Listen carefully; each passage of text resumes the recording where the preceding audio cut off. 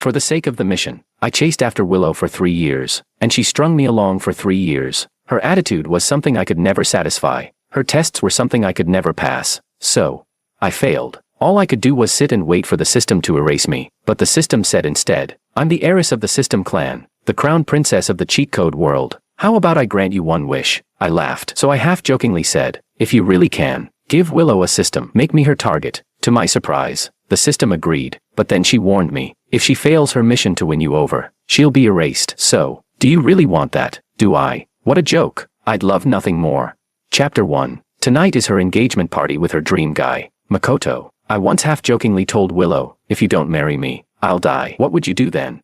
At the time, she casually brushed it off and said, "George, don't joke around." She didn't even bother to glance up at me. Tonight is also the night I officially declare the failure of my mission. When I heard the system announce the failure in my mind, I was sitting on a rooftop, overlooking the city. The system said, "Host, you're not thinking of jumping, are you?" It was rare to hear the system sounding so anxious. For some reason, it made me feel comforted. I laughed and said, "How could I?" I shook my head. "You've declared my failure, and somehow I feel relieved. I no longer had to be some woman simp day and night, watching her flirt with another man, even if the price was death." I asked, "When are you going to erase me?" Looking down at the traffic below, I imagined the countdown to the end of my life. I said, "Look at all the neon lights down there." "And yet, I can't find my way," the system asked.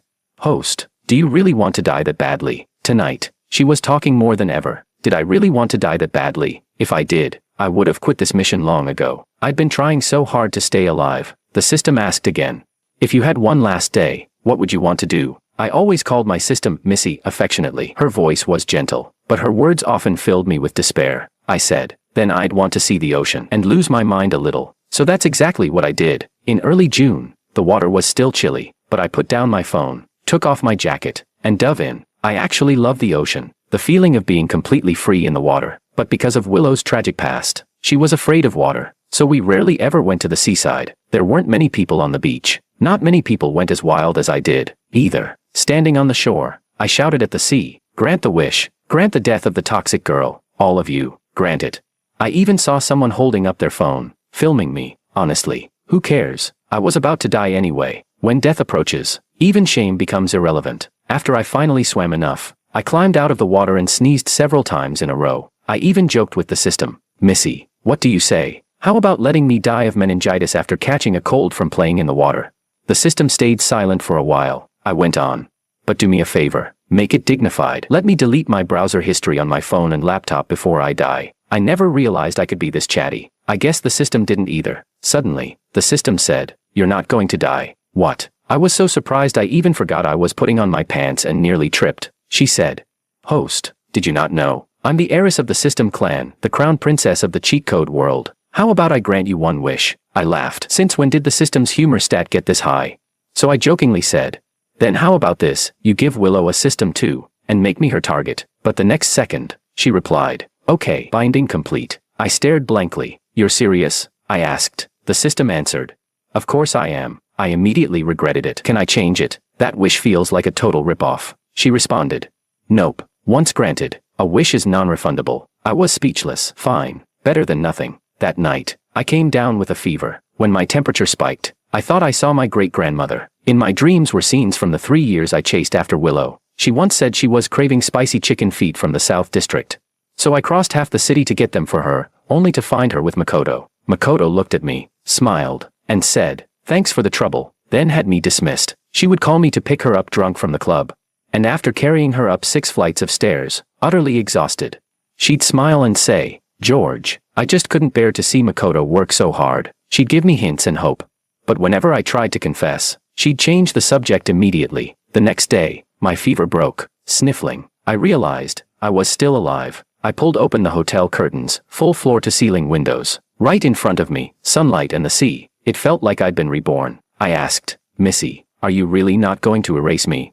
I was still suspicious about what had happened the night before. The system answered with a haughty tone, "You're just lucky you got me. The crown princess of the system world," she continued. "But she's not as lucky as you. If she doesn't successfully win you over, she'll be erased. So, George, can you bear it?" Chapter 2. Clearly, before I had time to figure out whether I cared or not, my little breakdown had already gone viral online. Young master of the Wong family heartbroken. Attempt suicide by drowning. That headline left me speechless. I mean, I looked completely happy in the video. But the article content was even more dramatic. It claimed I had peacefully embraced death. I had no choice but to go online and clarify, I'm not dead. I'm alive and well, to avoid people saying I'd attempted suicide. I even added, wasn't trying to die, just enjoying the ocean. And yet, the clip of me shouting at the top of my lungs, grant the wish, grant the death of the toxic ex, all of you, grant it, started spreading like wildfire. The comment section was filled with one-word replies, all perfectly aligned, grant it, all that just for insulting someone. It got so popular it was almost embarrassing. Not long after, I got a call from Willow. She asked, you went to the seaside? I replied, yeah. In my head, I added, yeah, went to the seaside to curse you out. She asked, vacationing? I replied, just here picking oysters. Again, in my head, here to curse you out. She hesitated for a moment, then said, can you come back? I said, sure. That one word seemed to make her breathe easier. Then I followed with, yeah right, like hell I'm coming back. I hung up immediately and felt a wave of satisfaction wash over me. Then I remembered to ask the system. You said you gave her a system. Does she have it now? It's bound, the system answered. Bound right when they were cutting the cake. This system really knows how to pick the moment. Chapter 3. Even though Willow had a strategy system, I guessed she thought this task was easy. After all, in her eyes, I was nothing more than a shameless simp. But since she liked Makoto that much, would she really break up with him? Or would she try to have it both ways and not let go of either side?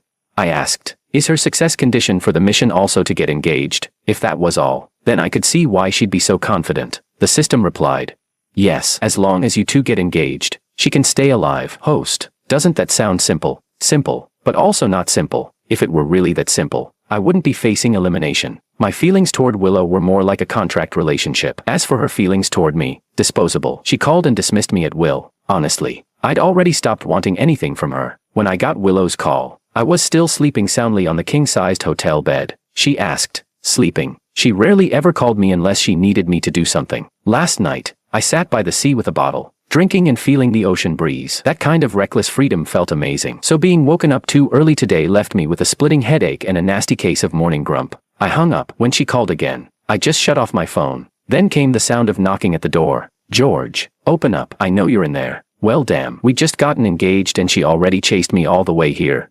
Then again, it made sense. After all, she wanted to survive. I opened the door. She looked overjoyed at first, but when she glanced down, her cheeks flushed. She said, put on some pants first, will you? Only then did I realize I'd rushed to open the door without putting any on. I frowned and was just about to speak when a voice came from behind me. Gio, who's bothering us this early in the morning? I quickly turned around. A girl in a camisole nightdress, with nothing underneath, walked out from the other room, rubbing her hair and still half asleep. I couldn't help but glance back at Willow. Her fury was unmistakable. She grabbed my arm and demanded, furious, George, what the hell is going on here? Aren't you going to explain yourself? Hell, I wanted to know what was going on too. I'd literally just woken up, but looking at the furious Willow in front of me, I suddenly laughed. I said, Miss Lou, what you see is exactly what's happening. And this is my private life. I don't owe you any explanation. Chapter 4. It was me who kicked Willow out. Her huffing and puffing as she stormed off actually amused me. I asked, all right, speak up, where did you come from? As I got dressed, I motioned for the woman across from me to cover herself up properly too. She said delicately in a pinched voice, Gio, how could you forget me? Right now, she really was acting like a pretentious coquette, the kind who tries too hard to be delicate and pitiful. Her eyes brimmed with tears as she added, last night, you dragged me inside by force. I looked at her, deadpan. Are you trying to scam me? She blinked, then dropped the act. Okay, fine, Gio, I'll tell the truth. She said her name was Sophia, and with a pout she added, all right, I admit it, I came with you willingly last night. You didn't even do anything to me. Happy now? She pointed at her dress and said, it's been hours and my dress still isn't dry. Haven't you noticed? Gio, if I get sick, you better take care of me. Now she wasn't just a pretentious coquette, she was also clingy as hell. I asked, are you saying I puked on you? She immediately launched into a complaint. Not only did you puke on me, you also got it all over yourself. And then you had the nerve to claim I puked on you. And you even made me wash your clothes. I summoned the system in my mind, only to realize, shockingly, that she was telling the truth. Too much alcohol really does mess you up. Booze is nothing but trouble. I asked, you washed all my clothes? To be honest, I was starting to feel a little guilty. She said, Gio, I've never met anyone who treats a lady so poorly. She held up her hands and added, do you know what these hands are usually used for? not laundry. But you stood right there and supervised me, saying if I didn't wash them properly, I couldn't go to sleep. She did sound a little wronged. I rubbed my temples and said, all right, no more of that. Last night was my bad. I'll give you some money as compensation. Just go. I had more important things to do, because someone like Willow wouldn't give up that easily. Sure enough, once I got myself together and stepped out the door, she was waiting for me in the lobby, still putting on that untouchable princess act. She gave a cold snort and said, George, from now on, you're not allowed to see that woman again. I asked. Miss Lou, no. Ms. Lou, what does this have to do with you? She said. George, I'll forgive you this time, but I hope there won't be a next. I laughed and said, Ms. Lou, have you forgotten? You're already engaged. I looked at her like I couldn't believe what I was seeing. Maybe your memory's not that great. You even forgot to tell your fiancé to come pick you up. But no worries. I've already let Mr. Ito know for you. I didn't miss the stunned look all over her face. After I said that, I turned around and added, Ms. Lou, there's something I've been meaning to tell you for a long time. I hope that when I come back, I won't have to see you. Honestly, after 3 years, Willow should have figured out my preferences by now. When I saw her waiting in the hotel lobby holding a lunchbox, I directly sent Makoto my location. From the stairway landing, I saw Makoto scolding her, and Willow's face was full of shame. She clutched his arm, apologizing repeatedly, wiping away tears from the corners of her eyes. I couldn't hear it clearly, only bits and pieces, but I did catch one thing. Willow choked out.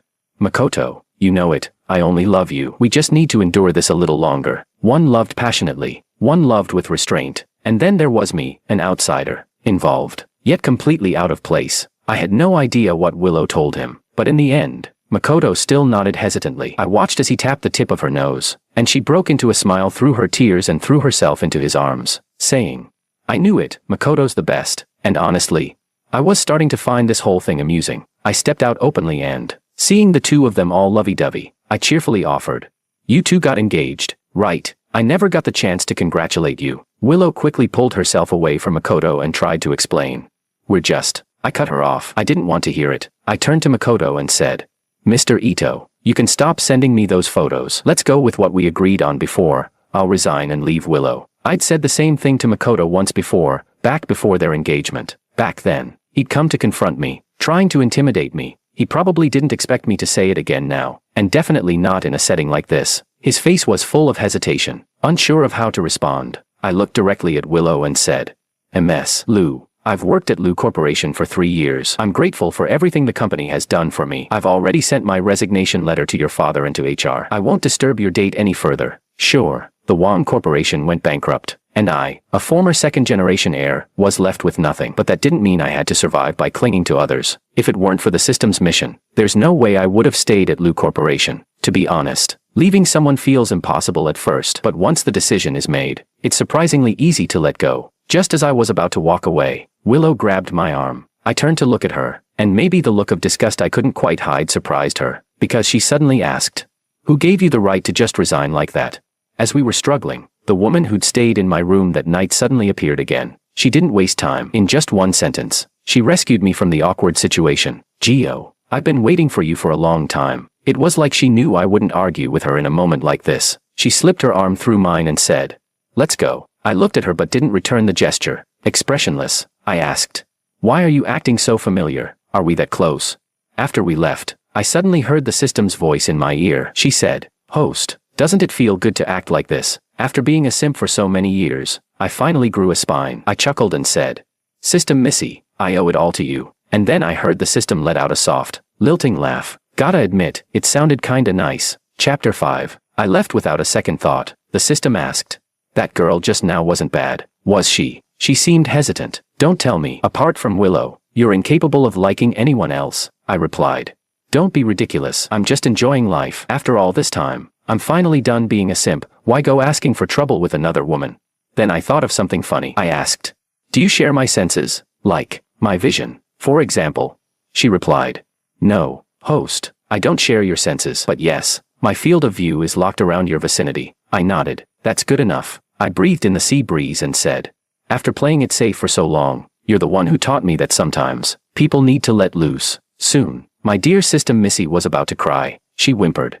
Wait, you're not seriously going to do this, are you? Can we talk this over? I'm really afraid of heights. I can send you a gorgeous woman instead. Please cancel this dangerous game. Have you not been reading the news? These bungee cords can snap. Help me. I was speechless. Yep, I went bungee jumping. I was shaking a bit before the jump, but afterward, I felt totally reborn. The system stayed silent for a long while. I asked, "Did I scare you?" I was starting to feel a little guilty. She tried to sound tough. Me, scared? Come on, I'm not that kind of system. I grinned. Wanna go again?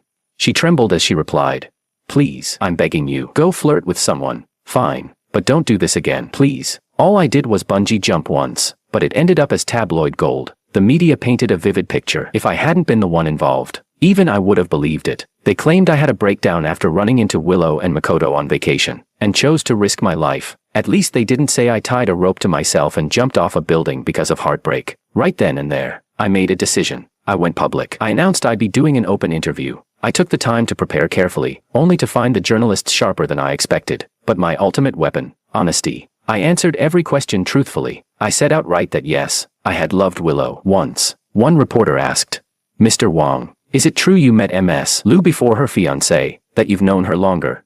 I nodded with a smile. "Yes, I've known her for exactly 3 years and 1 month. Another asked, "Is it true you pursued Ms. Liu for a long time?" I replied, "It wasn't that long, just 3 years." My calm response surprised everyone there. Then came another sharp one. "So why didn't she choose you in the end? Do you feel any regret?" I smiled and looked straight into the camera. She had every right not to choose me. People have the freedom to choose, and with freedom comes responsibility for the consequences. As for regret, not really. I sincerely wish them a long and happy life together. Another journalist pressed further. "We heard you once took the hit for Ms. Liu at a drinking party and ended up in the hospital. Are you sure you're really over her?" I said, "People need to learn when to let go. Recognizing reality and cutting your losses is the right thing to do. The reason I'm doing this interview today is to say goodbye to the past. If I can, I hope to meet someone in the future who's truly worth cherishing." But just when I thought I'd handled it all with poise, the reporter cut in one last time. "Mr. Wong, if you've really let go, then why were you seen yelling on the beach like a madman?" I looked up at her and asked, "Let me ask you this, if you just went through a breakup, would yelling at someone be a crime?" My honesty made the whole interview go surprisingly smoothly. But right after it ended, just as I was approaching the alley near my hotel, a speeding car hit me. I passed out instantly. In the dream, I relived a lot of moments from my simp days. God, it was humiliating. In that dream, the system said, "When you wake up, pretend you don't remember anyone." I wanted to ask her why, but she never said another word. I must have slept for a long time. When I finally opened my eyes, the first thing I saw was Willow. She looked like she hadn't slept all night, completely exhausted. I opened my mouth to speak, but she grabbed my hand excitedly and said, "George, you're finally awake." Then I remembered what the system told me. I quickly pulled my hand back and asked, "Who are you? Why am I here?" Nurses came and went. Willow's face seemed frozen. She carefully asked if I remembered who she was. I shook my head. And so, she calmly chose to lie. She said, "I'm your wife." Chapter 6. If it were someone else, waking up with amnesia, confused about their situation, and they saw a stunning woman in luxury fashion standing there, claiming to be their wife, they'd probably believe it. I mean, what would a rich heiress even want from you? But the truth was, she did lie. So I asked her bluntly, "Are we married?" Missy whispered in my ear, You sound a little too eager there. Host, tone it down." Willow's response caught me slightly off guard. She said, "We're just boyfriend and girlfriend for now. We're not married yet." Oh. I patted my chest and said each word slowly and clearly. "Well, that's a relief. Let me tell you, marriage is a grave you don't jump into lightly." Willow was speechless. She pressed her lips together and said, "George, even though we're not married yet, I already accepted your proposal. It's just a matter of time. I was so scared when you got into that car accident." Just then, I noticed someone barging in through the door, and I smiled at her. "Well then, my dear girlfriend, I'm in terrible pain right now. How about a kiss to make it better?" The person at the door froze in place. He looked like he was about to say something, but then held back. Willow hesitated, but eventually leaned closer to me. The moment she sensed someone behind her, she tried to turn around, but I pulled her straight into my arms. I smiled and said, "My love, have we been fighting lately? Why do you seem Southwest reluctant to be close to me?" Willow gave up resisting altogether, like she was surrendering. She closed her eyes and waited for me to kiss her, but to me, it felt as bland as chewing wax. I pushed her away and pointed to the man behind her. "My girlfriend, don't you think you owe me an explanation? Who is he?" Pulling a power move like this, honestly, my system could probably do it even better than me. Even though I could clearly see the rage written all over Makoto's face, Willow had to survive. And to survive, she had no choice but to obey me. Who is he? That phrase, I'd heard it before. It came from Makoto's own mouth. That day had been the one I planned to officially confess my feelings to Willow. She told me she'd give me an answer. She did agree to meet me. I made a reservation, prepared a surprise, but just as the mood got romantic, she opened the door, and 2 people walked in. That was my first time seeing Makoto. I still remember his frown. The way he questioned me, it echoes in my mind. I'd wondered why he acted so arrogant. It wasn't until later that I found out. He was Willow's true love. Back then, Willow had said, "He's just a colleague from work." I think he misunderstood our relationship. And now, she was saying the exact same thing. "He's just a colleague." She pressed her lips together and added, "He's your subordinate. That's why he came to check on you." "Is that so?" I asked. I listened to her explanation, then said with a face full of doubt, "This guy's got the shadiest looking face I've ever seen. I hated him the moment I laid eyes on him. Fire him." Chapter 7. It's not like I want to play the role of some toxic, villainous side character, but back when Willow was the one hurting me, she didn't feel the slightest bit sorry. I once drank for her so much I vomited blood and got hospitalized. And what did she do? She called me from the other end of the line to say her best friend had just gone through a breakup and needed comforting. So she couldn't make it, told me to rest well and focus on recovery. But the next day, I saw a tabloid article on Weibo. She was vacationing by the sea with Makoto. Stuff like this happened too many times. So often, in fact, that I once asked the system, "Missy, tell me, if I didn't have this mission to complete, would I still be acting this way toward her?" But I wasn't really asking. I was trying to convince myself. When my stomach was in excruciating pain, I was alone. When I was lying helpless on a hospital bed, I was alone. So late at night, when the world was quiet, I would talk to the system, though most of the time, I was the only one speaking, and she just listened. Looking at Makoto's barely contained anger, and Willow's conflicted expression, I suddenly smiled. All right, I'm kidding. He's such a good employee. How could I judge him by his looks and just fire him like that? Then I turned to Makoto with a grin. Seriously though, real friends show up in hard times. Thanks for thinking of me. Come over to our place sometime. Have your sister-in-law cook up a few of her best dishes. We'll share a drink or two. The words your sister-in-law made his face flush red with rage, but I didn't care. With my current status, everything I did was technically justified. I recovered quickly and returned to work soon after. Once again, Willow wanted me back in the marketing department, but I asked to transfer to planning instead. I was always better suited to proposal writing anyway. Back then, I'd volunteered to join marketing just so I could stay close to Willow, and I ended up constantly cleaning up her messes. She got used to it, left everything to me, and I did all the work. Willow tried to persuade me. She said, "If you go to the planning department, we won't even be on the same floor. I won't be able to see you all the time. What if I miss you?" I looked at her, puzzled. Romance and work were never supposed to mix. Willow, were our boundaries really that blurred before?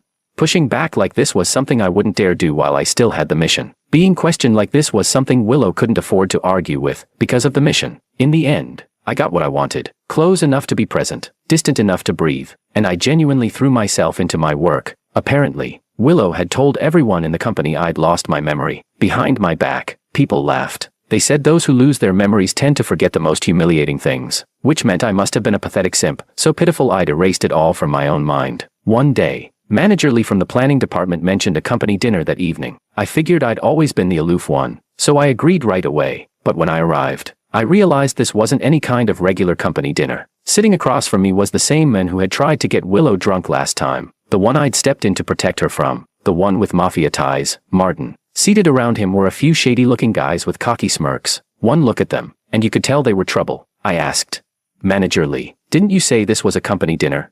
He smiled and replied, "George, haven't you been dying to land this proposal and prove yourself? Besides, we all know you can really hold your liquor." There were two possibilities. Either he assumed I'd lost my memory and forgotten the time I drank so much I vomited blood, and was trying to mess with me.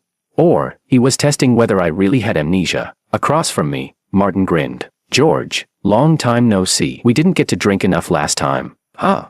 Manager Lee added. "Our George had a car accident and hit his head. Lost some memories. President Bai. Don't take it personally." Martin laughed. "Well, now it makes sense. George, we used to be tight, and now you don't even recognize your buddy. Come on, drink 3 penalty shots." I closed my eyes to steady myself, forced a smile, and downed 3 glasses in a row. Then I said I wasn't feeling well and needed to use the bathroom. But as I stood up, Martin gave his guys a look, and a few of them followed me out. Escape wasn't an option anymore. I headed into the restroom, but 2 of his men stood guard at the door. At this point, calling the cops wouldn't help. The only person who could understand what I was facing was Willow. So I sent her a quick message, but just as it went through, I got a reply. "I'm working with your wife." Hesitating over what that meant, I didn't even have time to react. Manager Lee stormed into the bathroom with a few guys and dragged me back to the private room. Martin dropped the pretense and sneered. I've hated your guts for a long time. What kind of useless loser dares to mess up my plans? Acting all righteous and noble. Love playing the hero and drinking for others. Fine, this time, I'll make sure you drink till you drop. He had two men pin me down and started pouring alcohol down my throat. It was that classic nightmare moment, screaming into a void with no one to hear you, until rage boiled over. I grabbed a beer bottle and smashed it over the head of the guy next to me. The glass shattered. In the same motion, I swiped the broken bottle across Manager Lee's wrist. They all froze for a moment. That was all I needed. I lunged forward, wrapped my arm tightly around Martin's neck, and pressed the jagged bottleneck against his carotid artery. Only then did the chaos finally stop. The police showed up, and we were all taken to the station. Willow rushed in later, her face pale, makeup half gone. She immediately noticed the blood on my face and opened her mouth to speak, but her voice caught in her throat. Martin was curled up in a corner, being treated. Gone was the smug arrogance. Now he looked utterly pathetic. The station had already confirmed that Martin had organized an assault and committed intentional injury. Digging deeper, they even found an old unsolved case tied to him. He was done for. When I walked out, Willow threw herself into my arms, crying. I'm so sorry, babe. I only just saw your message. I asked. Willow, where were you before this? She bit her lip and said. At work. I pushed her away and looked at her coldly. You mean you were working with Makoto? That's why you didn't get the message? Right now, I was playing the role of a husband catching his wife in the act. She lowered her eyes. George, we were just working. Makoto just didn't want to be disturbed. That's all. I laughed bitterly. Willow, don't lie. If you were busy, why was your phone in his hands? And don't tell me you didn't read the whole message. I was clear. It was Martin. He sent people after me. I asked you to call the police. I paused, then added. And what did Makoto say in response? I'm working with your wife. That sound normal to you? What did he tell you? Exactly. Also, I saw you'd already finished work when I left, so where exactly were you two working overtime? Just the two of you. When I turned and left, Willow stayed frozen in place for a long time, walking alone down the street. I let out a long sigh. I said, Missy, do you think I'm pathetic, being treated like a damn dog all these years? Even now, when her life literally depends on marrying me, I stopped mid-sentence, afraid the system might misunderstand. I'm not jealous. I just feel useless, like nobody really cares about me. Ever since my parents died, no one had ever truly cared about me. Then, suddenly, Missy spoke. Go to the alleyway up ahead. What is it? I asked, confused, but still did as she said. Then she asked, do you see the white cat? I crouched down. Yeah, I see it. The cat wasn't scared at all. It just stood there, calmly staring at me. Missy's voice softened. Go ahead and hold it. The white cat was incredibly gentle. When I picked it up, it didn't resist at all. It let me pet and cradle it as much as I wanted, and the soft fur soothed something deep in my chest. After playing with the cat for a while, a thought hit me. Missy, this cat isn't you, is it? She stayed silent for a moment, then finally responded. Chapter 8. Missy could only stay inside an animal's body for a short time, but still, she accompanied me through the night as I rushed home by taxi. Just before I entered the house, the white cat licked my palm, then leapt up onto the wall and disappeared. The next day, I submitted my resignation to HR again. Of course, Willow came to stop me. After all, her survival depended on me. I looked her in the eyes and plainly said, we're breaking up. Willow grabbed my sleeve and said, George, don't talk nonsense. Breaking up is impossible. I pried her hand away and said, Miss Lou, aren't you the one talking nonsense? I pulled out my phone and pointed at the news article about her engagement. Seriously, Miss Lou, no wonder so many people have issues with me lately. So you're already engaged to someone else. What is it with you two? Some kind of twisted kink for married couples? Given my supposed memory loss, this kind of accusation was more than reasonable. Even Willow couldn't come up with a rebuttal right away. I went straight to Lou Corporation's biggest rival and took a new job without a shred of guilt. Truth is, my skills were always good enough to make me shine in the industry. When I found out the client was into golf, I grabbed my bag and headed straight to the course. I didn't hold back. I chose the semi-pro blue tee and hit a drive over 280 yards with my driver on the first swing. Everyone was stunned. The client immediately showed interest and even challenged me to a betting match. Of course, I wasn't going to gamble money. Instead, I proposed this. If I won, I'd earn a fair shot at future opportunities. I won. And somehow, someone uploaded a video of my game online. It instantly sparked heated discussion. Only after seeing the news did Willow contact me. She said, George, I didn't even know you could play golf. I was busy scheduling a meeting and didn't have time to answer her call. I said, Miss Lou, I'm capable of a lot more than you think. And for the record, I played golf before I met you. Even a fallen rich kid was still once a rich kid. It's just that she never cared to learn about my past, I said. Miss Liu, if there's nothing else, I'll hang up now. Then I added with a deliberately heavy sigh. I'm at Kim Corporation now. I think it's best we keep our distance. When I missed my parents, I'd sometimes head to a bar for a drink, and if I was in the mood, I'd even hop on stage and steal a song or two from the house singer. Willow saw a video someone posted of me singing and messaged me with grievance. George, you've never sung for me. Willow wasn't used to me acting like the world didn't revolve around her, let alone now. When my career was on the rise and I had plenty of attractive women around me, she came to question me directly. George, do you not love me anymore? Some words, when said too often, even the speaker starts to believe them. I love you, I'd said that countless times over the past 3 years. She always accepted them, but never truly responded. This time, I smiled and said, Miss Liu, although you say we're a couple, you know I've lost my memory. To be honest, with how I feel right now, I honestly can't imagine what I ever saw in you. And one more thing, Miss Liu, from now on, let's rely on our own merits. Chapter 9. Not only can I play golf, but I can also stand on stage and show who I really am. Once again, I stood in front of Willow, this time, in a competitive case between two companies. I was working my tail off for the Kim Corporation, while she and Makoto showed up just for appearances. This time, I successfully landed a deal worth tens of millions for the company. The CEOs of the two companies were still exchanging pleasantries on the side, but out of the corner of my eye, I caught Willow stealing glances at me now and then, and Makoto's face looked like he'd just swallowed a lemon. When it was over, Willow stopped me and said, George, can we talk? Makoto stood beside her, clearly frustrated but too scared to speak. I gladly agreed. This was the first time I ever heard Willow say to me, George, I feel like there's something different about you. Truth is, nothing had changed. I just stopped pretending to like her. I looked at her half-jokingly and said, maybe I've just gotten more confident lately. But she answered seriously, you really have become more confident. As if afraid I wouldn't believe her, she added, I didn't even know you were this good at putting together proposals. What a joke. Willow honestly has a talent for self-gaslighting. Back then, I was the one writing all her proposals, but just because she was the one presenting them on stage, she convinced herself it was all her own brilliance. So I smiled and asked, then it seems you never really understood me. If you thought I was so incompetent before, why were you so hung up on me? She shook her head. That's not it. Suddenly, as if she couldn't find a better reason, she added in a flustered voice, George, I really do like you. I looked at her and continued, Miss Liu, I can't even remember ever liking you. Then, with complete disdain, I added, besides, I have zero interest in being part of whatever weird roleplay you and your husband have going on. I turned to leave, without giving her any chance to react. But just as I took a step, she grabbed my arm. Her voice trembled as she said, George, if I can't be with you, I'll die. I shook her hand off my arm and said, Miss Liu, don't joke about that. Dying, you'll live a long, long life. After all, bad weeds grow tall, I went on. Also, I have a girlfriend now. It's Sophia, the one you met before. I'd appreciate it if you didn't bother us anymore. Before leaving that city, I had given Sophia my contact info. She seemed genuinely interested in me, but I made it clear from the start that I was just using her. Walking out of the building, I felt a little conflicted. I took leave from work, told my boss I wasn't feeling well, and then crouched by the roadside watching a cat. I asked, Missy, can you turn into this cat? She sounded confused. Technically yes, but what are you planning? I replied. I just want a hug. It had been 3 years without a partner, and now, I'd sunk to the point of wanting comfort from small animals. Soon, she slowly leaned against me, her whole body pressing gently into mine. If I weren't wary of what a stray cat might carry, I would have hugged her even longer. I spoke sincerely. These past 3 years, thank you. At least you've always stayed with me. I kept talking to her for a long while. She was the perfect listener, quiet and patient. Suddenly, a child's voice cut through the moment. Mom, I caught a cat thief. Startled, I looked up and saw a boy standing in front of me, saying, Mister, why are you stealing my cat?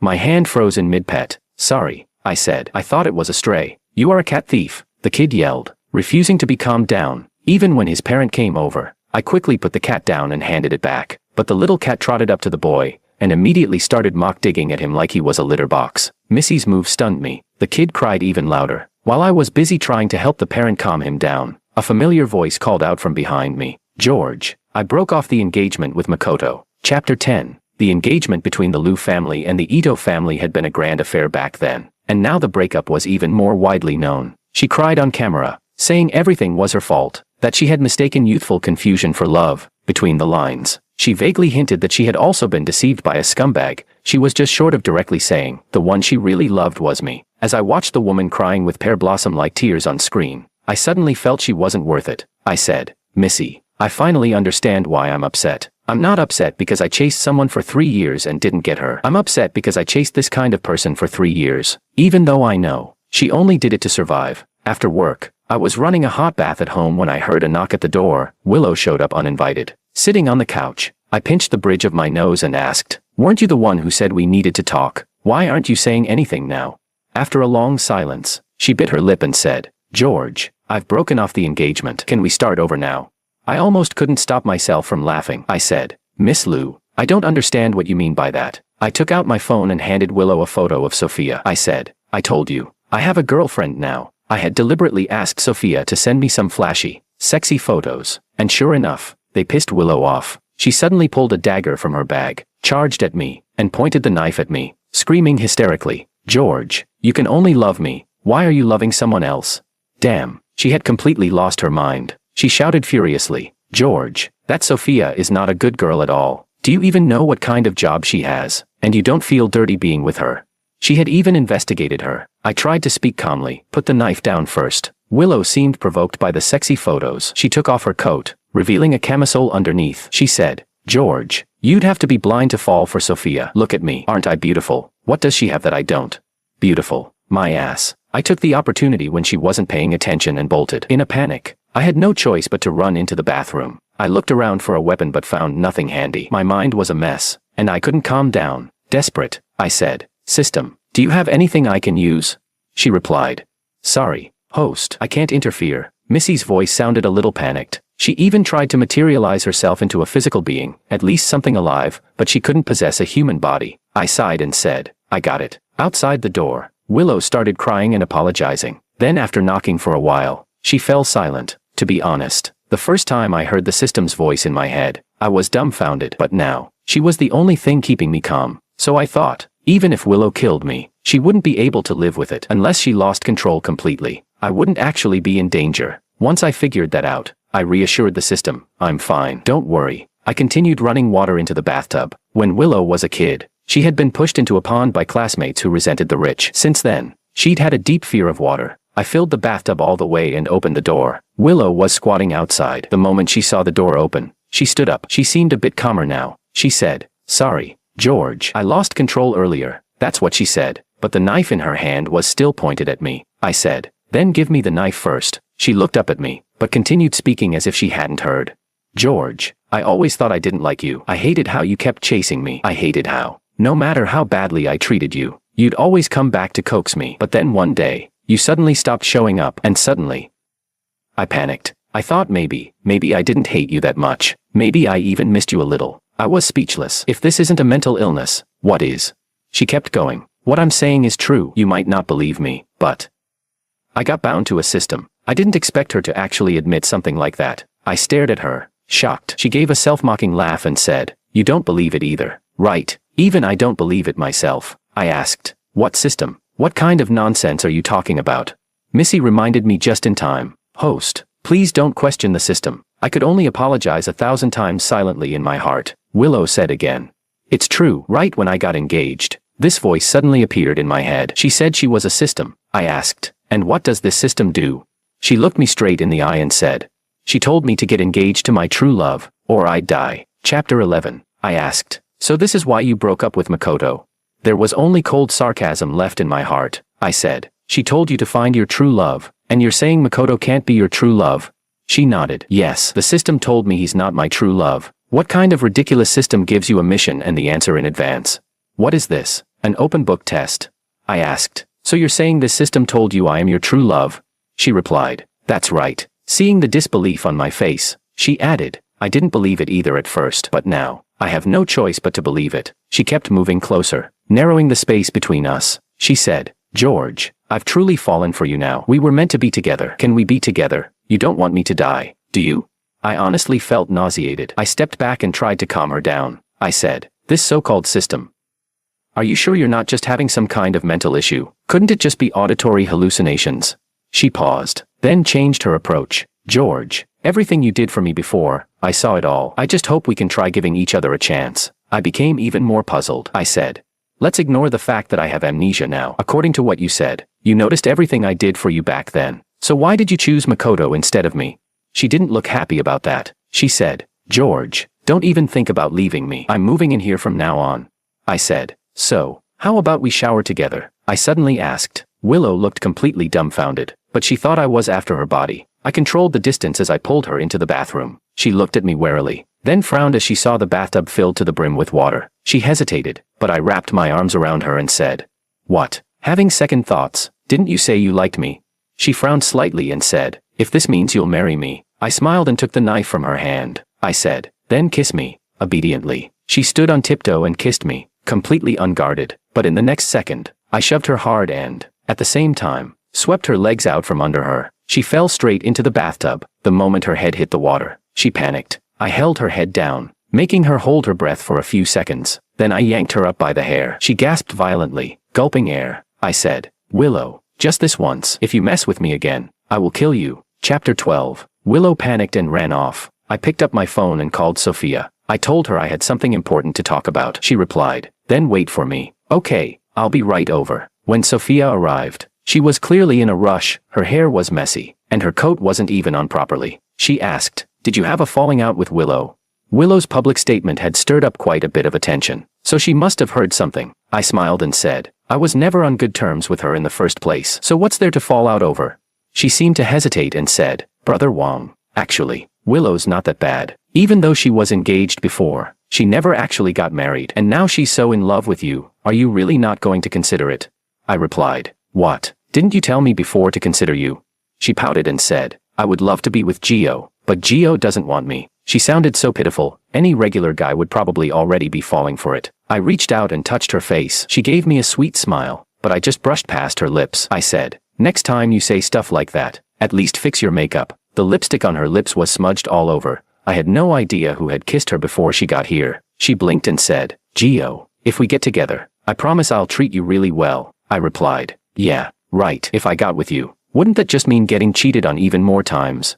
I laughed and added, right now, I'm just not interested in women. Suddenly, something came to mind. I said, come with me to do something. She asked, what is it? I said, buy a cat. She looked curious and asked, why are you buying a cat all of a sudden? I replied, to keep me company and talk to me, quietly. Then I heard Missy's voice, host, you're not thinking of doing something weird with me, are you? Action speaks louder than words. If I'm going to do it, I'm doing it big. I went straight out and bought a fat orange tabby, but when I called out to Missy through the cat, she said in my head, too fat, don't even think about it. I tried to reason with her that the orange cat had a gentle personality, but just then, some breaking news came through. My background had been completely dug up and exposed online. To be honest, I had never taken the initiative to talk about the fact that I was an orphan. Back then, my dad was accused of embezzling company funds and defaulting on employee wages. Crushed by public opinion, he ended his life by jumping off a building. My mom sold everything that could be turned into money to compensate the workers, and then followed my dad in death. Her method was incredibly tragic. She told me we were going on a trip to relax. She bought me new clothes and treated me to my favorite fried chicken. While I was sitting in the car eating quietly, she looked at me and said, George, you're such a good boy. But I also faintly heard her whisper, George, I'm sorry. I tried my hardest not to show my fear, but she drove faster and faster. She was determined to die, but right before we hit something, she swerved the steering wheel slightly. The guardrail pierced through her body. With her fading breath, she told me,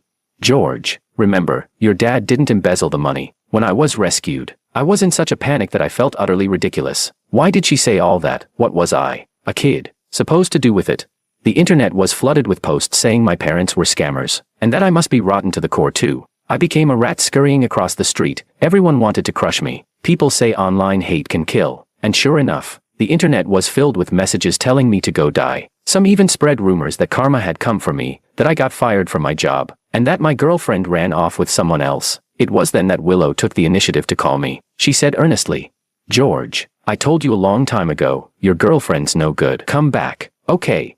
I don't care about your past. Chapter 13. Sometimes I think, I'm not a good person either. When she said that, all I felt was the urge to laugh. She must have only come to me reluctantly, just to survive. After all, I found out that this, completely over, thing with Makoto wasn't so over. There were even photos of them hugging. What financial news couldn't catch? Gossip news certainly could, but I'd figured it out. This is all normal. Love is a fickle thing. If you force it, it doesn't taste sweet. So even when I heard what she said or saw the photos of them together, I didn't feel anything. I said, Miss Lu, There's no need for all this. I glanced out the window. The sunlight was just right. I added, Sophia isn't as awful as you think. And besides, I believe in my father. My past isn't something shameful. Miss Lu, there's no need to force yourself like this. Willow was still trying to explain, saying that even if Sophia hadn't dumped me yet, that didn't mean she wouldn't eventually. That the only reason she hadn't left me yet was because she still saw some value in using me. I replied with a meaningful smile. Miss Lu, I doubt she's the only one who thinks I'm still useful, is she? Willow snapped back, annoyed. George, just keep being stubborn. She sounded irritated. I said, Willow, I never understood what you meant about the system before, but 2 days ago, something happened. I suddenly got a system too. Just as I said this, the orange tabby looked up at me. I patted her on the head and said, go play over there. Daddy will feed you in a minute. The system responded, host, I strongly suspect you're taking advantage of me. Willow. The silence from the other end made me chuckle. I said, you know what? That day a system told me she had bound to me, and only then did I realize you weren't lying. She replied, right. Willow seemed relieved and said, George, I told you, I really do like you, and at a time like this, with all the public pressure, you should trust me. Willow, I smiled and said, please let me finish what I was saying. The system that bonded with me is called the lie detection system. She just told me that everything you said was a lie. Willow didn't believe she had been exposed. She was still trying to test me, figure me out. She gave a cold laugh and said, what kind of joke is this, George? There can't be that many systems. I believe she truly meant that when she said it. I said, when she talks to me, it's like someone whispering directly into my ear, but no one else can hear it. She came with a mission, too. I half lied, half told the truth. I said, my system told me, if the people around me keep lying to me, I'll just get more and more unlucky. So, Willow, it's better we keep some distance between us. I thought of the recent news, and another thing, I find it strange. How did my parents' story get leaked in the first place? I even suspected it had everything to do with her, or Makoto. She said, George, I think, it's because I confessed to you recently. That's probably what made people start digging into your background. I'm sorry. Chapter 14. The truth came out quickly. I don't know what kind of pressure Makoto was under, but he sent me a message directly apologizing. He admitted it was him who had hired someone to investigate me and posted everything online. What followed was Willow pleading with me on Makoto's behalf. I heard her say, Makoto only did it because he loved me too much. I asked, so because you two are in love, that gives you the right to use someone else's past as a stepping stone? The internet was flooded with posts saying I wasn't good enough for Willow. It gave me the perfect excuse. I got to watch the helpless expression on her face. I said, but maybe the netizens are right. Maybe I really don't deserve you. No, please, let me explain. Willow said, I know you must have seen those photos taken of me that day, but the truth is, I met up with Makoto because I wanted to end things for good. That hug was our final goodbye. I swear, I hadn't been in contact with him one-on-one for a long time. He's already resigned and gone to work at another company. The system suddenly chimed in. She said, everything she just said is true. I held back my curiosity and still sent Willow away. As she walked out the door, she kept turning back, unwilling to leave, repeating, I can wait for you. I don't care what others say about you. I asked the system, how do you know she's telling the truth? Could the system really detect lies? She answered proudly. I asked. I told her I'm a royal princess of the system clan. And then I asked the system on her end. How could it not answer me? I had no other words to describe how great it felt to have that kind of backup. I asked, so you're saying Willow really has fallen for me? I honestly didn't believe it at all. She replied, let's put it this way. I can only confirm that what she said just now was true. Just then, I saw a new message pop up on my phone. I smiled and said to the system, see, there are things even your kind don't know. Willow told plenty of truths, but not the whole truth. That's when someone knocked on the door. It was Sophia's voice. She said, Gio, let me in, will you? Gio, about the thing you asked me to look into. I wanted to tell you in person. She seemed to be in a rush. She was slightly out of breath and said, Gio, can you get me a glass of water? I'm seriously exhausted. I went to get some hot water and handed it to her. I said, that's weird. Didn't you take a cab here? You sound like you ran all the way. She pursed her lips and said, Gio, you really don't know how to appreciate the moment, do you? She drank a few sips of water and added, look at me, this gorgeous woman right in front of you, and you're still hung up on Willow. Then, getting playful, she leaned in closer and ran her hand along my neck. She said, if you're not willing to marry me, Gio, that's fine too. I won't even make you take responsibility. She even started trying to seduce me in another way, lifting the edge of her skirt slightly. She said, look at this, but in the very next second, Big Orange suddenly charged over. Just as she lifted her skirt, it raised a paw and smacked her hard. Big Orange bared its teeth and claws. Looking fierce, Sophia was completely stunned. Chapter 15. Sophia looked completely stunned. What the hell? Isn't this the cat we bought together? Geo. How come it doesn't recognize me after just a few days?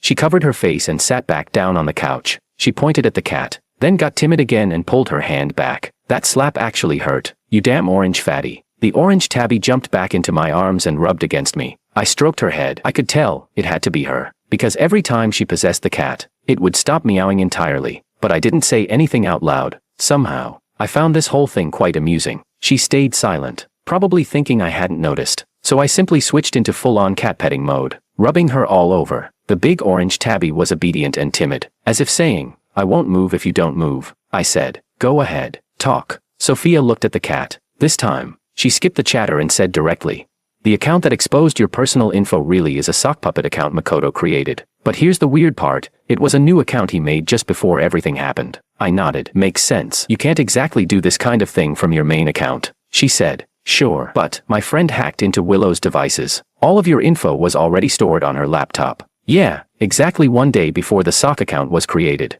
Oh, and the location where that account was created. It really was from Makoto's home. I couldn't help but imagine a very likely scenario in my head. Willow had known about everything from the beginning. She left the information somewhere Makoto could easily find, so he would be the one to leak it. That way, she wouldn't be the one doing anything. And she could still use the fallout to manipulate me into coming back. Sophia said, Geo, how could that woman be so vicious? Unlike me, I just care about you. She leaned closer again, but Big Orange suddenly stood up, and Sophia backed off. Sitting down again, she frowned. Wait, why does this cat feel so off? Yeah, something really was off. The cat even licked my palm. I said, all right, it's not that big a deal. I was genuinely grateful for this girl. You could say we were just strangers in passing.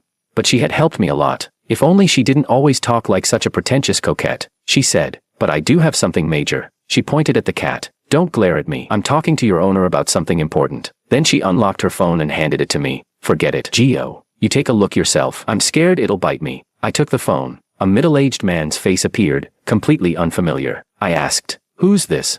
She said, a scammer who just got arrested. She said it so simply, but to me, it felt like I suddenly couldn't understand words. Turned out, everything my mom had said was true. The money from my dad's company had been embezzled by this business partner. He committed the crime. But my parents paid for it with their lives. A wave of dizziness hit me. The edges of my vision went dark and started closing in, shrinking to the size of a needlepoint before exploding into stardust. I was gasping for air, my chest heaving violently, my whole body trembling uncontrollably. But in the very next second, I heard a thump. Sophia had collapsed straight onto the floor. She didn't move. I panicked and reached out to check if she was still breathing. The next second, her eyes opened. I looked at her and asked, are you okay? She sat up, and in my head, I heard a voice. It's me. Chapter 16. Clearly, the earlier shock had been overwhelming. So now, this was pure surprise and joy. I asked, are you the system, Missy? She nodded, her brows furrowed, as if she couldn't speak. I grabbed her hand, excited, but she immediately yelped and pulled it away. I asked, does it hurt? I could see clearly what kind of state she was in. She shook her head. No, it's not that painful. She still couldn't use Sophia's body to speak. Her voice was coming from inside my head. Right after that, I saw Sophia come forward and hug me. Naturally, I didn't refuse. I asked, does it hurt? I was sure she was in pain, even though she was doing her best to hide it. She didn't answer my question, but suddenly said, don't feel bad anymore. I couldn't promise that, but I still answered obediently. Okay. Then something occurred to me. I looked at her and asked, weren't you not allowed to possess a human body? She said, I'm the princess of the System clan. I can always find a way. Missy really made it sound like no big deal. I smiled and said, I'm already feeling much better. Do you want to change back now? She replied, what? You hate me that much? It's my first time appearing like this and you're already trying to get rid of me. I replied, you know that's not what I mean. But I was honest. I said, to be frank, I did hate you at first. I gently took her fingertip, making sure the contact area wasn't too big. It was my first time seeing her like this. In a human form, I wasn't quite used to it. I said, I'm telling you this, so don't get mad, but I did really hate the system. If not for the mission, I wouldn't have forced myself to grovel in front of a woman, begging for her favor even when she humiliated and toyed with me, acting like a simp with zero dignity. Honestly, that feeling of having my self-respect trampled, it was awful. For 3 years, I couldn't even tell whether I really liked her or if I was just trying to complete the task. But I also know, if it weren't for this mission, I'd probably already be half dead. A ghost of a person, with no hope left in life. But still, I'm really glad you were my system. She once again played the role of a good listener. Looking at this person sitting beside me, it was a strange feeling. She was both unreal and completely real. I talked fast, said a lot, like I couldn't stop, and I was worried time was running out. So I let out a yawn and said, "Feeling sleepy a bit early tonight. I think I'll nap for a while. You should go back soon too." It wasn't really nap time. But I could tell she was in pain. Her forehead was drenched in sweat. She replied, "Okay, but I want to watch you fall asleep. Once you're out, I'll go back." She nodded and said nothing else. I looked at her a few more times, smiled, and asked, "Missy, what do you really look like?" She replied, "Me, probably like a fat orange tabby, chubby and lazy." I didn't ask more, maybe because my emotions had been too stirred up earlier. Now I felt a strange peace, and fell asleep quickly. When I woke up again, Sophia was still lying on the couch, fast asleep. I looked around the room, and suddenly saw a painting on the table. It was a portrait of a beautiful, unfamiliar woman. As I stared at it, I suddenly burst out laughing. I murmured to myself, "Such a lie, not even a bit fat, and seriously good-looking." Next to the painting, on a sheet of paper, a line of writing had been left. "Let me grant you one last wish." Chapter 17. When Sophia woke up, she looked completely confused. One moment she was saying, "Why do I feel like I ran a marathon? I'm so tired." The next she asked, "Did you drug me or something? How else would I just pass out like that?" Then she complained, "My head kinda hurts." I had to come up with an excuse. I said, "You just seemed super tired. You fell asleep in seconds and didn't even respond when I tried to wake you." She asked, "And how do you know I wasn't sick?" I hesitated, then pulled another excuse, "Because you drooled in your sleep." She didn't care much. She squinted at me and said, "No way." "But still, Gio, I was totally asleep, and you didn't even try anything. There's gotta be something wrong with your libido." I was speechless. Very soon, the truth behind my dad's old case came out. The same netizens who had been relentlessly attacking me suddenly slammed the brakes, acting like it was no big deal, and even tossed in a line like, "Well, his parents did kill themselves out of guilt. Can't blame us for assuming the worst." I couldn't care less about them, because Missy had vanished. No matter how I called her, she never appeared again. As for Willow, I watched her chase after me again and again, using every trick in the book. One time, she was crying and begging me not to be so heartless, asking me to consider her feelings. So I asked her, "Do you hate your system?" She couldn't answer, but I said it clearly. "I hate mine." She sensed something was off. She asked, "George, what system are you talking about?" I smiled and said, "Willow, doesn't it feel like hell, being bound to a romance-targeting system?" She panicked suddenly. "What are you talking about?" Clearly, she realized something was wrong, but I ignored her and kept going. "I used to feel the same way, like I'd rather be dead. You accepted everything I gave you without guilt. You enjoyed how I treated you. You didn't reject me, but you didn't accept me either. You kept me hanging. You let me circle around you like a dog. Every time I found a little hope, you doused me in cold water. When I turned to leave, you gave me just enough warmth to drag me back in. You said you'd give me a chance. You wanted to see how I performed. So you had me run errands, do this and that, and when I didn't meet your expectations, you'd blow up at me and call it setting boundaries. I get it. The attitude you wanted was complete submission. But even when I gave you everything, you still found fault. And when the day of our agreement came, you brought Makoto just to humiliate me. Willow, when you humiliated me, did you ever consider how I felt?" I said, "Honestly, I've never been afraid of death." Then, with all the malice I could muster, I added, "You lied and pretended to be my wife, fine, but dragging my parents' tragedy into the public eye. Willow, how shameless can you be?" She choked out, "I'm sorry.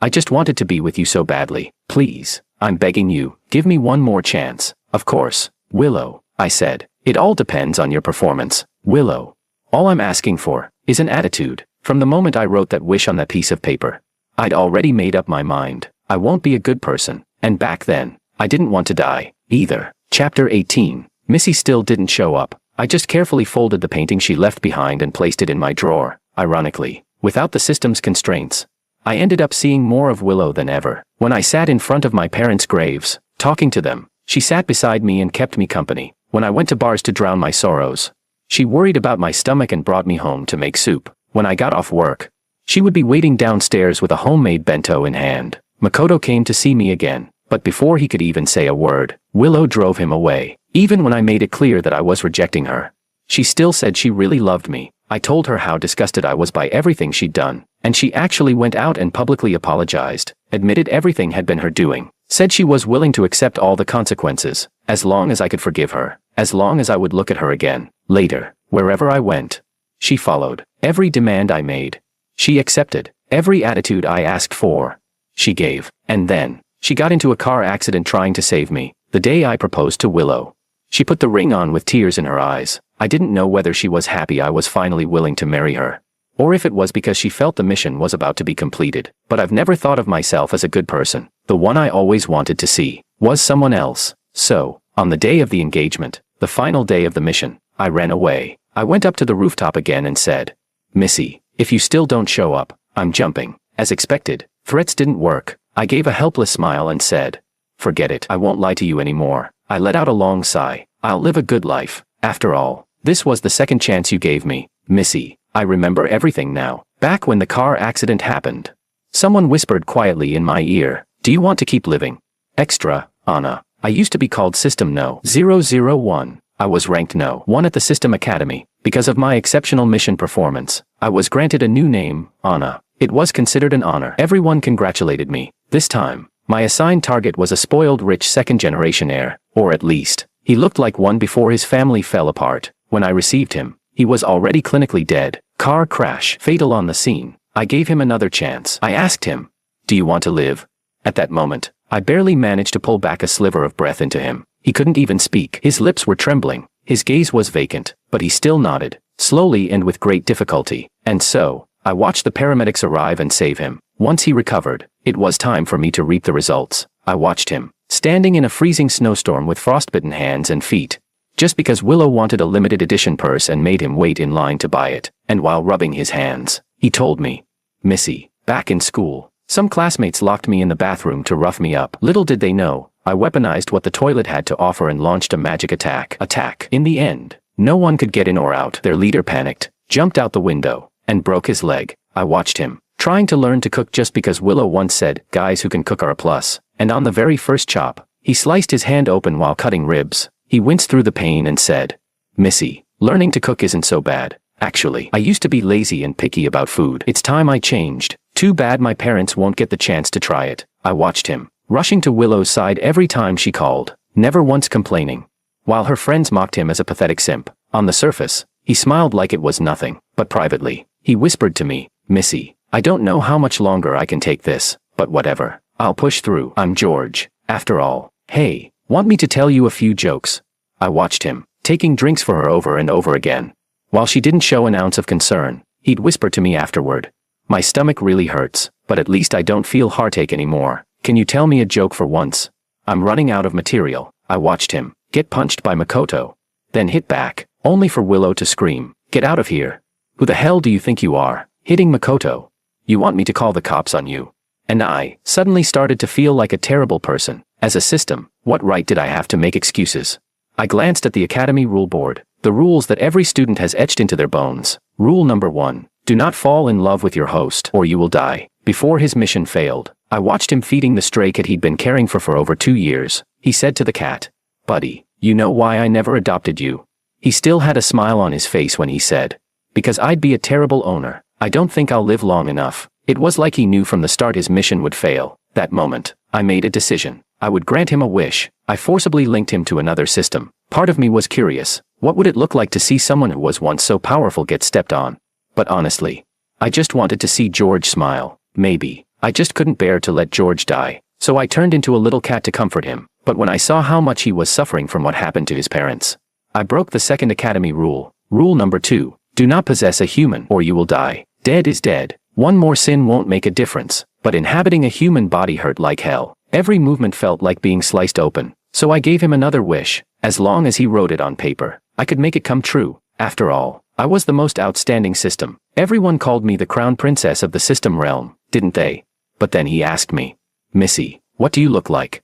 And I hesitated. I suddenly wanted to let him see me, just once. That's enough. After all, in time, everyone forgets me anyway. Extra, Alicia. Chapter 1. The first time I met George, he showed up at my door with a simple bag slung over his shoulder. I looked at him, confused, but he was beaming with excitement and asked, "Hi, I'm George. Are you the person online who keeps digging and digging inside a tiny little heart?"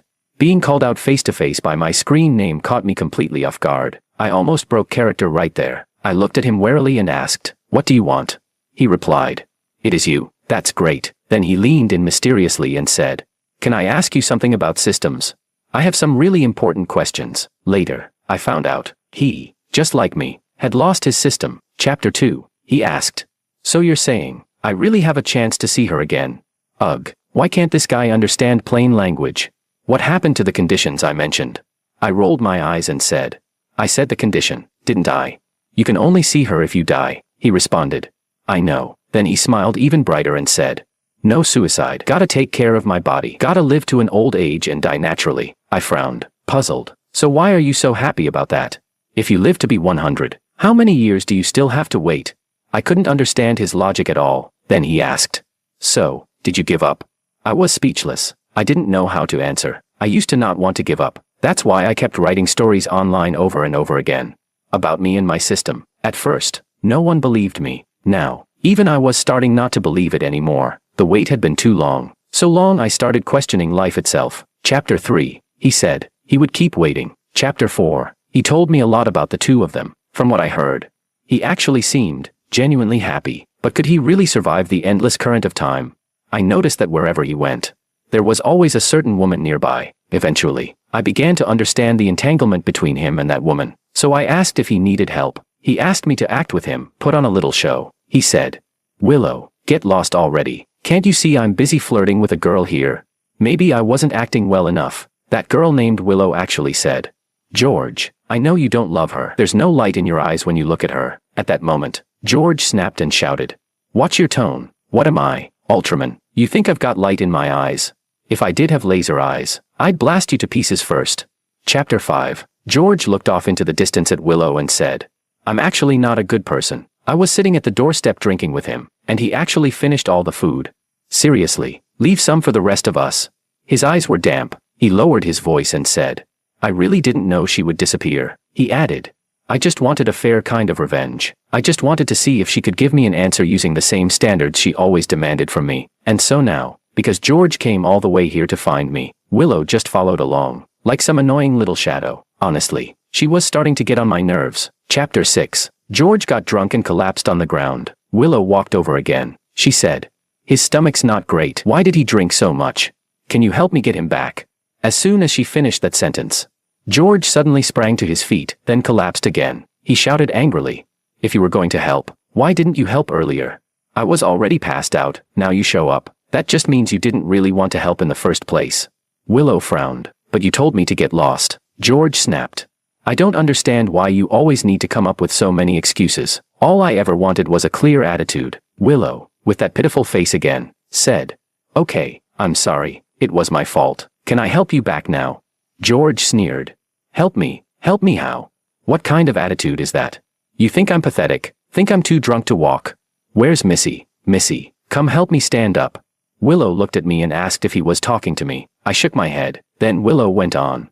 The moment he said my attitude was bad, it really hurt. I really have fallen for him. I was speechless. Chapter 7. George truly had the patience to endure loneliness. He started living a wellness-focused life, trying to be healthy. He wouldn't even stay up late anymore. He said, "I still want to meet my system, Missy. I can't afford to lose before I even get the chance to see her." I had to admit, he was far braver than I was. He was betting on decades. He said just having something to hold on to was enough to be happy. But to me, he always seemed so lonely. Chapter 8. Willow got hit by a car and broke her leg, saving George. George stood frozen on the spot. I thought it was shock, but then he said, "For a second, I thought I'd never get to see Missy again." And in that moment, I finally understood where I had lost. Maybe he really could make it. Lying in her hospital bed, Willow asked, "I've done enough now, right?